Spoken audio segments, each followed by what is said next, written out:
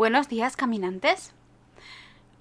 Dicen que la nostalgia vende y hoy me he levantado un poquito nostálgica, o más bien con ganas de comparar este ciclo con cualquier otro ciclo anterior y sobre todo cómo está la sociedad y la cultura paganas ahora y cómo era hace 20 años.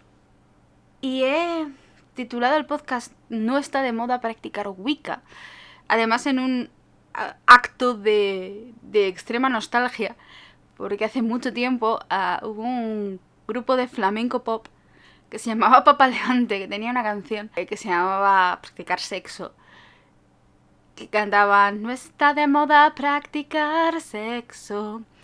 Claro, a mi cabeza se viene el No está de moda practicar Wicca. Porque sí, no está de moda practicar Wicca. Ayer mismo vi un tweet, un subtweet, metiéndose con un libro por el binarismo, ¿verdad? Que decía, malditos wicos, malditos wicanos. Como si hoy por hoy la Wicca fuese un problema. Y claro, esto me choca porque cuando yo empecé, la Wicca no era un problema, la Wicca era la única opción. Si eras brujo, eras wicano en un 90 y pico %. Era lo que había. Era lo que creíamos que debíamos ser. Y estaba bien, supongo. Lo mismo que está bien que la gente ahora no crea eso. También porque el momento social era otro. No habíamos pasado tantas crisis como ahora. Estábamos en un punto en el que sí habíamos sufrido el gran golpe del 11S, pero todavía no habíamos vivido las grandes crisis sociales, las grandes crisis económicas. Desde entonces hasta ahora han pasado 2. Y vamos para la tercera. Quiero decir, en ese momento, a pesar de que no éramos súper mega optimistas como sociedad occidental, porque ya habíamos sufrido un golpe, así que éramos confiados en nuestra resiliencia. Considerábamos que podíamos superarlo, que podíamos batallar. Y eso se refleja también en cómo nos veíamos a nosotros mismos. Nos veíamos como algo potente, como algo que iba para adelante.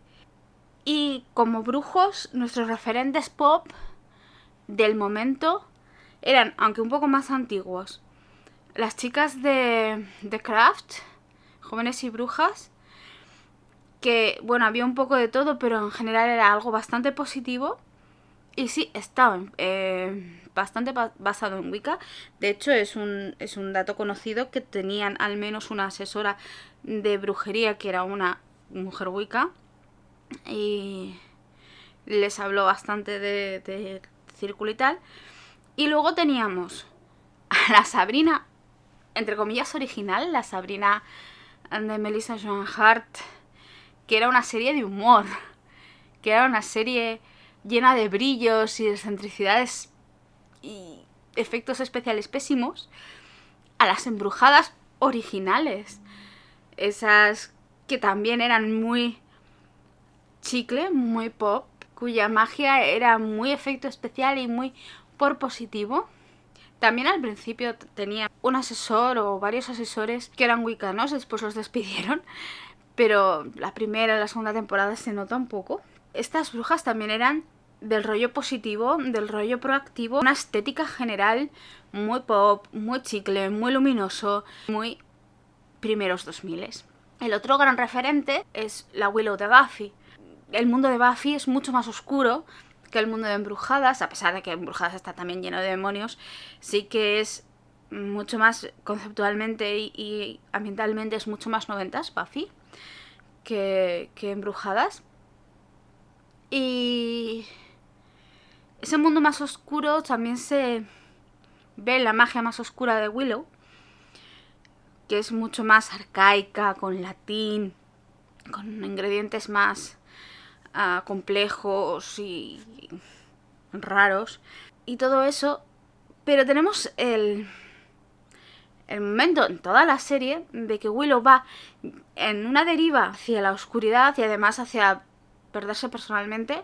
Es una historia que podría llegar a contarse en otro momento, o puede que ya se haya contado. Para todo esto yo os animaría a que buscase las explicaciones que pueda dar a alguien realmente especializado como es Brujo Boreos.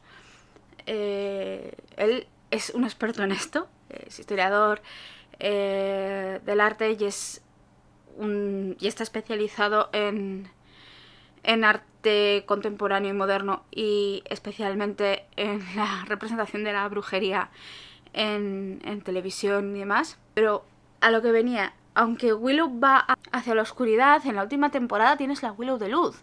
Quiero decir, el final, lo que una bruja debería ser, no es la Willow mala, la Willow tope oscura, que juega con los poderes de la oscuridad y tal, de las temporadas 6, sino la Willow de luz del final de la temporada 7. Willow buscándose a sí misma es un subarco muy importante en la serie, y el objetivo final de esa búsqueda es ser lo que se supone que una bruja debe ser, y es lo que se supone que una bruja debe ser es esa Willow de luz del pelo blanco, que es un poder puro, benigno, natural y demás. Ese es el concepto que nosotros teníamos de lo que debería ser una bruja.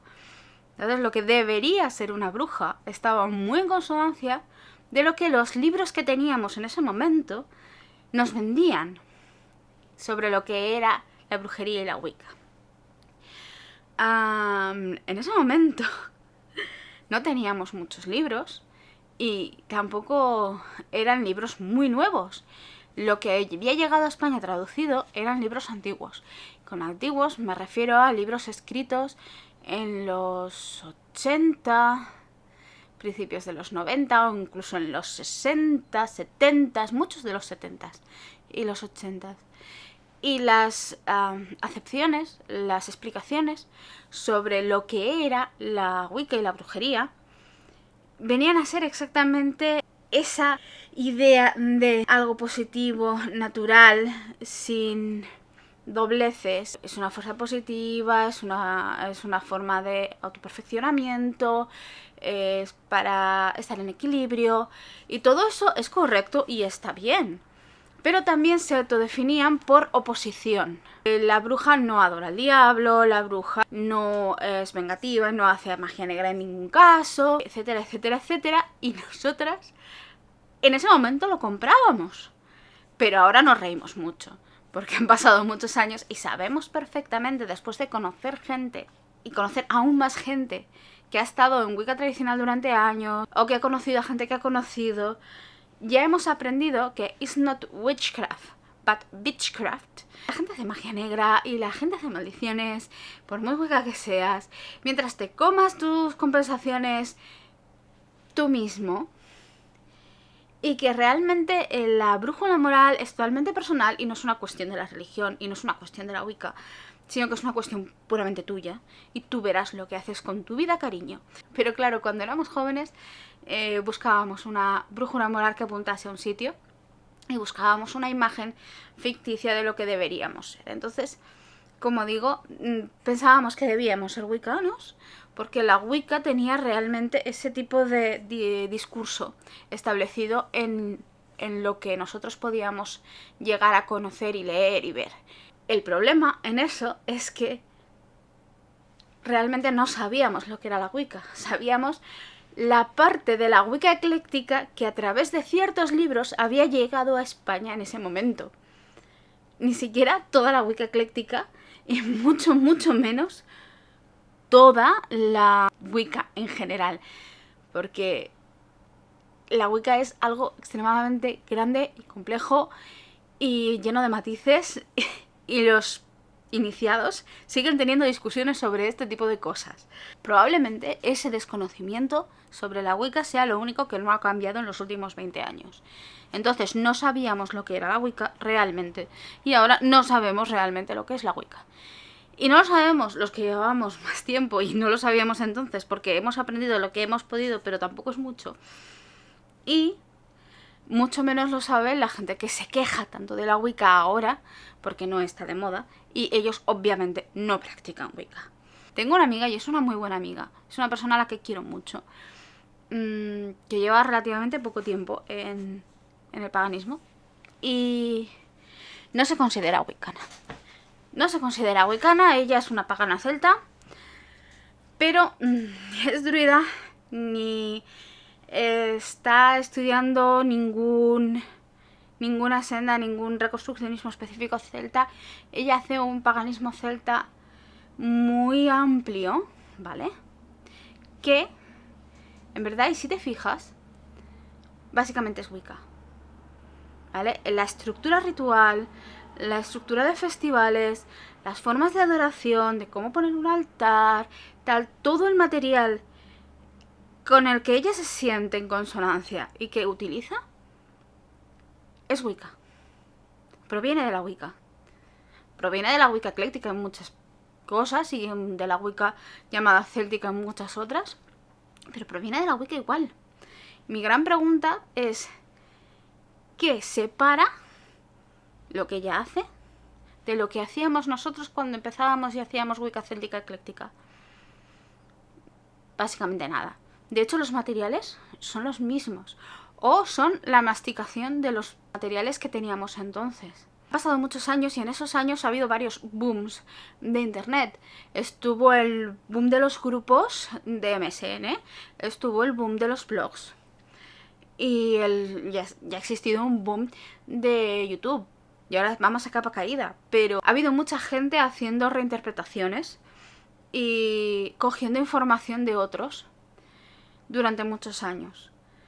Si una persona originalmente postea algo que ha extraído de su propia experiencia y de su trabajo con el material de un libro de Wicca, incluso no nombrándolo Wicca, y otra persona coge esa experiencia y la repostea o la asume y la reelabora, y así varias veces porque han pasado muchos años, al final el material que tienes, bien, no es exactamente el original, pero sigue siendo en base la misma Wicca de siempre. Así que no está de moda practicar Wicca, pero la mayor parte de los brujos actuales, si no se andan con cuidado, van a acabar practicando Wicca igual. Incluso si dicen que no, incluso si odian la Wicca en el fondo de sus corazones, porque no se están dando cuenta de que sus materiales de referencia son los mismos. Entiendo que los libros que se leen ahora no son exactamente iguales a los que leíamos nosotros, aunque en algunos casos sí, son los mismos, con una pequeña diferencia. Han cambiado las portadas, las han modernizado, las han hecho menos luminosas, les han puesto unas fotos más aesthetics, más del siglo XXI, y ya está, pero el contenido sigue siendo el mismo libro de 1980 de la Wicca ecléctica de Estados Unidos. Y estaría guay que fuéramos capaces de ir al copyright y darnos cuenta de eso, de que han pasado muchos años, pero nuestros materiales siguen siendo iguales, aunque no esté de moda y no lo digamos abiertamente.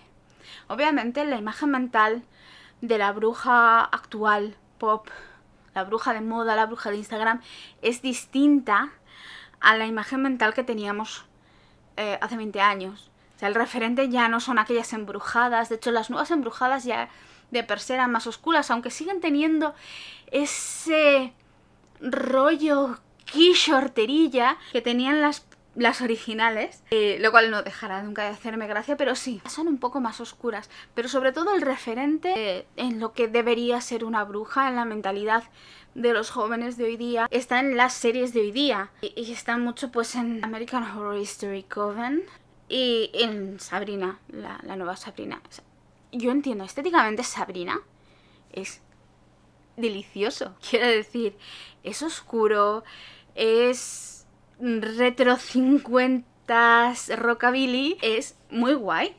Y claro que lo entiendo perfectamente. Y es una brujería mucho más oscura. Es una brujería del rollo satánico, porque es de lo que va la serie. No va de paganismo, va de brujería satánica de una forma bastante lol. Entonces, claro, ya no está de moda intentar orbitar y ser un ser de luz. Está de moda intentar ser la suprema de tu coven, intentar ser la que le dé la vuelta al pacto con el diablo. También está guay, pero es exactamente igual de estúpido y superficial que la postura contraria que teníamos hace mucho tiempo. Como la brujería ahora se percibe como algo mucho más oscuro y la brujería pop es mucho más darkish, las posiciones morales de las jóvenes brujas pueden ser un poquito más ambiguas. Siguen siendo por bien, pero pueden ser más ambiguas. Ya no existe esa idea, ese reclamo de las brujas no adoramos a los diablos. No creemos que existan los diablos, y si creemos que existen, no llegaremos nunca a trabajar con unas energías tan negativas que se decía en los 80 en Estados Unidos y que lo decíamos nosotros en los 2000 porque era lo que nosotros leíamos. Ahora las brujas, ¿por qué no? Trabajan con diablos o con entidades del submundo realmente negativas. A lo largo de los últimos 20 años se han ido poniendo de moda cosas muy muy interesantes y en algunos casos cosas muy oscuras. El auténtico trabajo con la sombra, el auténtico. No me estoy refiriendo a soy muy dark y trabajo con las sombras, no. Me estoy refiriendo realmente a profundizar en tu psique y tomarte el té con tus propios demonios. Es algo súper interesante que en el 2000 ni se nos ocurría. Hay muchas cosas que realmente en el 2000 ni se nos ocurría hacer. No habíamos tenido la experiencia, no habíamos tenido la inspiración o el contacto con gente que hiciera cosas como. Y entonces, pues no se nos había ocurrido, o cuando se nos ocurrió, después encontramos el material relativo y dijimos, muy bien, podemos anexionarlo. Esto tenía sentido porque otras personas también habían llegado a esta conclusión. En aquellos tiempos, casi parecía que para ser pagano estabas obligado a hacer una serie de cosas. Parecía que si eras pagano y brujo, especialmente si eras pagana y bruja, tenías que hacer danza del vientre, porque la danza del vientre mueve muy bien las energías, desde la tierra hacia el cielo, te ayuda a elevar la energía más primordial, a reunirte con la energía sexual, a hacerte una con esas partes de tu propia energía, de tu propio cuerpo, que nuestra sociedad generalmente tacha como negativas o reprime, lo cual es todo cierto, en verdad, pero parecía que si no habías hecho danza del vientre en tu vida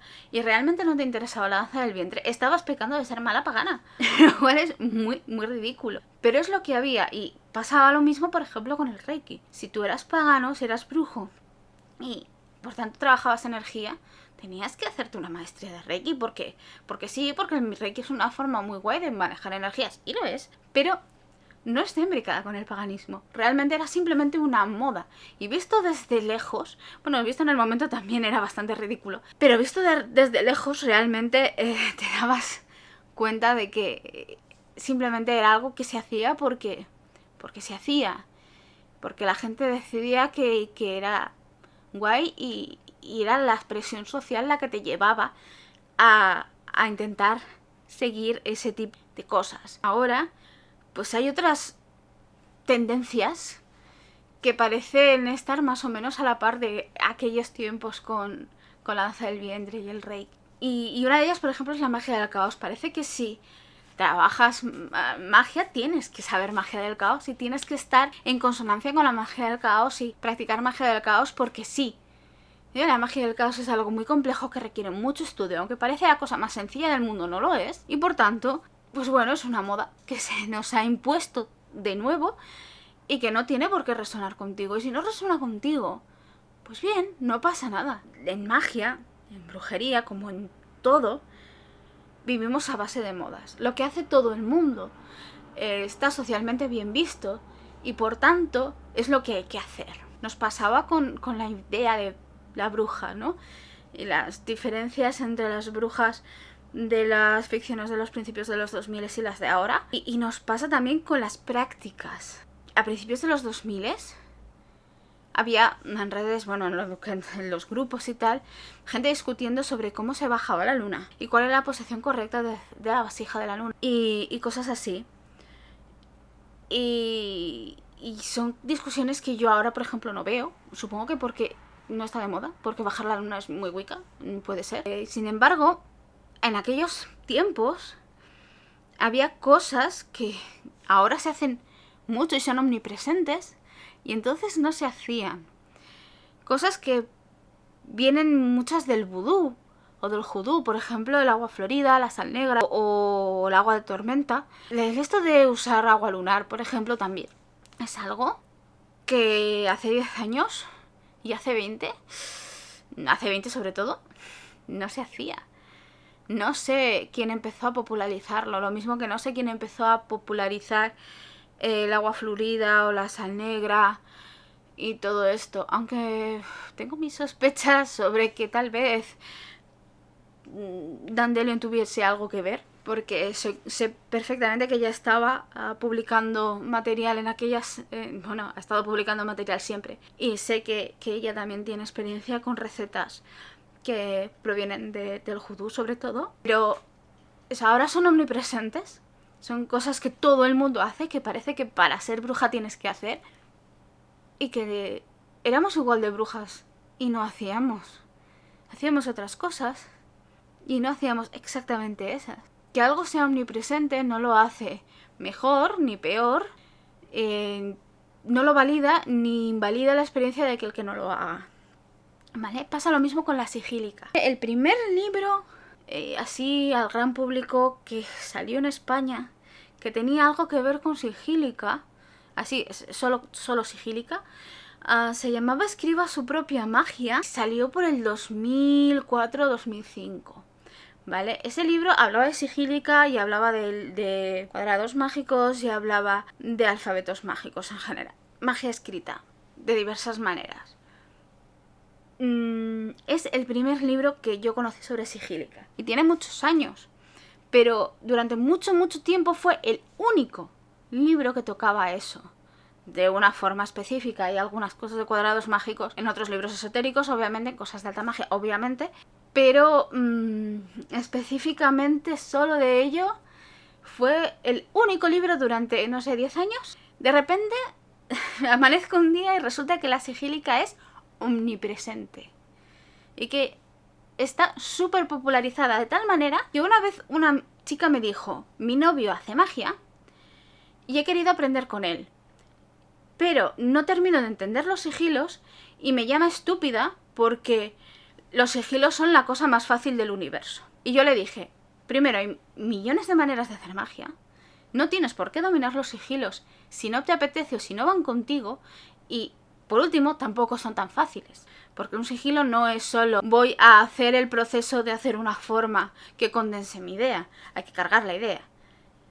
La idea tiene que estar en el sigilo. No solo por el dibujo que has hecho, sino porque hay que cargarlo realmente. O sea, hay un trabajo en el sigilo que es mucho más importante y mucho más profundo que simplemente dibujar una figura estilizada que provenga de donde quiera que provenga el sigilo, porque hay muchas maneras de llegar a un sigilo. La sigílica es algo que es omnipresente y que la gente está dando por hecho que es súper sencilla y que es súper básica, y en realidad no lo es, y tampoco tiene tanto tiempo instaurada en este país. Es una moda, y como tal es muy probable que dentro de 20 años ya no esté. Es muy probable que dentro de 20 años haya un porcentaje relativamente pequeño de gente que haga sigílica y que siga haciendo agua de tormenta y agua florida y sal negra constantemente, y un porcentaje mucho más grande de gente que esté haciendo otras cosas porque se hayan puesto de moda, y un porcentaje de gente que seguirá mentalmente en el tipo de brujería en el que empezó allá en 2020, con esa aura darkish de Sabrina, y habrá gente que se habrá movido su concepto y su aura y su imagen de la brujería del que tenemos ahora a el que sea que haya en 2040. En el fondo nos movemos por modas, porque el ser humano es así de irracional y el ser humano es así de social, y las modas te ayudan a estar inserto en la sociedad.